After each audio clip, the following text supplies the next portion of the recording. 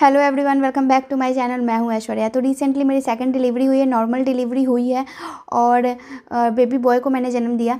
तो जो delivery room है उसके बारे में बहुत सारी ऐसी चीज़ें हैं, महिलाएं बहुत डरती हैं जिनकी डिलीवरी होने वाली है। तो मैं अपना पर्सनल एक्सपीरियंस दूसरी बार जो है आप लोगों के साथ शेयर करने वाली हूँ। इस बार मुझे बहुत ज़्यादा पहले से डर भी लग रहा था, उसके बाद मुझे पता भी था कि क्या होता है डिलीवरी के समय। तो इस बार जो मेरा एक्सपीरियंस रहा है वो पहले बार से बहुत अलग रहा है। पहला बार ये होता है कि आप कुछ नहीं जानते हो, एंड सेकेंड बार ये था कि आप पहले से जानते हो और लोगों का फीडबैक भी मुझे मिलता रहा है कमेंट सेक्शन में। तो आज मेरी डिलीवरी को 21 डेज़ हो चुके हैं और अभी भी यादें जो है भूल ही नहीं गई हैं, एकदम यादें ताज़ा हैं अभी तक। इसलिए मैंने सोचा कि ये वीडियो बना देते हैं और बहुत जल्द मैं आप लोगों के साथ अपनी डिलीवरी स्टोरी भी लेके आऊँगी। तो इसलिए चैनल को सब्सक्राइब कर लीजिएगा, बहुत इंटरेस्टिंग स्टोरी है, तो चैनल को सब्सक्राइब कर लेना, तभी वीडियोज़ आप तक पहुंच पाएंगे। तो क्या हुआ था कि डिलीवरी रूम, एक तो लेबर रूम जो है, आप जानते हो कि लेबर रूम और सी सेक्शन रूम ओटी बहुत अलग होता है। ओटी में आपको कुछ भी पता नहीं चलेगा, कब बच्चा हो गया आपको पता नहीं चलेगा। हाँ, उसके बाद जो चीज़ें होती हैं वो अलग चीज़ है। नॉर्मल डिलीवरी में क्या है कि आपके पेन्स जो है, मेरे पेन्स स्टार्ट हो गए थे लेबर रूम में जाने से पहले। एक बार मैं लेबर रूम में गई तो पेन उतना नहीं था। फिर जब सेकंड बार गई, मतलब मुझे रूम में शिफ्ट कर दिया गया, फिर पेन जब बढ़ने लगा तो फिर मैं दूसरी बार लेबर रूम में गई। लेबर रूम में क्या था कि वहाँ पे दो लेबर रूम के जो स्ट्रेचर्स थे वो लगे हुए थे। वो स्ट्रेचर्स कैसे होते हैं, एक जो होता है वो बेड, में आप लोगों को बता देती हूँ, ठीक है। बेड जहाँ आप लेटते हो, जहाँ डिलीवरी होगी आपकी, उस बेड में क्या होता है, वो बेड आधा होता है, मतलब कि पहले तो पूरा होगा, ठीक है। जब डिलीवरी होने वाली है तो आधा इस तरीके से गिरा दिया जाता है और आपको बिल्कुल किनारे बुलाया जाता है, ठीक है। किनारे बुलाया जाता है अपने लेग को स्क्वाट करके, ठीक है। स्क्वाट मतलब एक बिल्कुल स्क्वाट पोजीशन में बैठना है कि डिलीवरी जैसे हो और बेबी आउट हो वैसे ही डॉक्टर जो है वो अपने हाथों में कहते हैं। आपके बेड के यहाँ पे पास में, यहाँ पे एक मतलब होल बनाया होता है, इस तरीके से होल रहता है यहाँ पे। वो इसलिए कि अगर डिलीवरी होते समय बहुत सारी महिलाएं सुसु पॉटी कर देती हैं तो वहाँ पे वो पॉटी इकट्ठा हो सके, तो वो रहता है बेड के अंदर। उसके बाद ये कि बहुत सारे लेबर रूम में भी बहुत सारी चीज़ें होती हैं।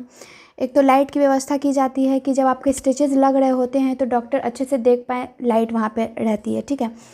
यहाँ रहेगी, ऊपर नहीं लाइट रहता है, लेकिन सी सेक्शन में ऊपर रहेगा, पेट के ऊपर, कि सही से डिलीवरी हो सके। लेकिन स्टिचेस के दौरान यहाँ पे लाइट रहेगा कि डॉक्टर जब स्टिचेस लगाएं तो उनको दिख सके। उसके बाद 2 बेड थे वहाँ पे, और भी जैसे कि मेरी विंटर सीजन में डिलीवरी हुई तो वो तो कूलर वगैरह था ही, वार्म वाला, वो सब कुछ था।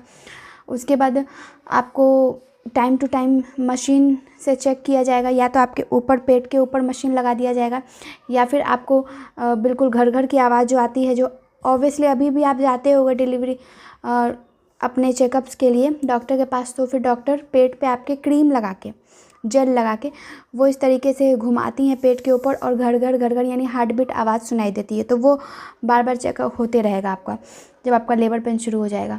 जैसे ही आपकी डिलीवरी, आप लेबर रूम में जाओगे, आपको सलाइन चढ़ता रहेगा, ठीक है। इंजेक्शन लगे या ना लगे, लेकिन सलाइन वगैरह चढ़ता रहेगा आपको। और दूसरी चीज़ ये कि आपका बीपी जो है हमेशा मॉनिटर किया जाएगा कि बीपी लो नहीं हो, बीपी हाई नहीं हो। अगर बीपी लो बहुत ज़्यादा हो जाता है या हाई हो जाता है, जो नॉर्मल डिलीवरी वाले पेशेंट हैं, फिर उनके लिए सही नहीं है, सी सेक्शन की बारी आ जाती है। ये भी बहुत ज़्यादा ज़रूरी है। उसके बाद आपका टाइम टू टाइम पेट को छू छू के डॉक्टर जो हैं वो पता करते रहेंगे कि बच्चा अभी कहाँ तक खिसका है। दूसरा पता करने का तरीका है इंटरनल चेकअप। बार बार हो सकता है कि इंटरनल चेकअप भी हो। अब इंटरनल चेकअप में पेन होता है या नहीं, यहाँ मैं आपको बता दूँ कि अगर आप पेन में हो, इंटरनल चेकअप हो रहा है तो फिर पेन होगा। अगर पेन में नहीं हो, बॉडी को ढीला छोड़े हो, लूज़ छोड़े हो, इंटरनल चेकअप होगा, पेन नहीं होगा। मैंने भी यही मेथड अपनाया, बहुत सारे वीडियोस देखे थे मैंने भी, तो मैंने भी यही किया सेकंड बारी। तो फिर मुझे इस बार पेन नहीं हुआ। फर्स्ट बार मुझे पता नहीं था कि किस तरीके से, क्योंकि सब कुछ नया था, तो उस वक्त इंटरनल चेकअप में मुझे बहुत पेन हुआ था।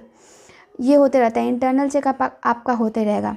बेबी का ऐसा नहीं है कि जो डॉक्टर ने बताया कि अभी 7 घंटे 8 घंटे बाकी हैं डिलीवरी में, तो ज़रूरी नहीं है कि उतना ही टाइम लगेगा, उससे पहले भी डिलीवरी हो सकती है। कई महिलाओं के जो डॉक्टर ने बोला इंटरनल चेकअप करने के बाद कि अभी 1 उंगली मुँह खुला है तो अभी 7 घंटा 8 घंटा बाकी है। मेरे केस में भी यही हुआ था। लेकिन डिलीवरी 2 घंटे में भी हो सकती है, 3 घंटे में भी हो सकती है। इसलिए डॉक्टर का जो डेट मतलब टाइम दिया गया है उसको सुन के घबराना नहीं है। जब भी लेबर पेन आए तो क्या करना है आपको, बाएं करवट सो जाना है। टहलने नहीं दिया जा रहा है कोई बात नहीं, लेकिन बाएं करवट सो जाइए। तो कुछ इस तरीके से डिलीवरी रूम में होता है। जब सारा कुछ प्रोसेस हो जाता है, डिलीवरी वगैरह हो जाता है, तो फिर आपको अपने रूम में शिफ्ट कर दिया जाता है। तो कुछ भी भयानक नहीं है, सोचने की बात नहीं है। मैं भी इस बार डर गई थी, लेकिन फिर जब आपका सब कुछ होते रहेगा, प्रक्रिया चलते रहेगी, तो डर अपने आप चला जाएगा। फिर ऐसा लगेगा कि डिलीवरी जल्दी हो जाए। जाते जाते इस वीडियो को लाइक, चैनल को सब्सक्राइब कर दे। धन्यवाद।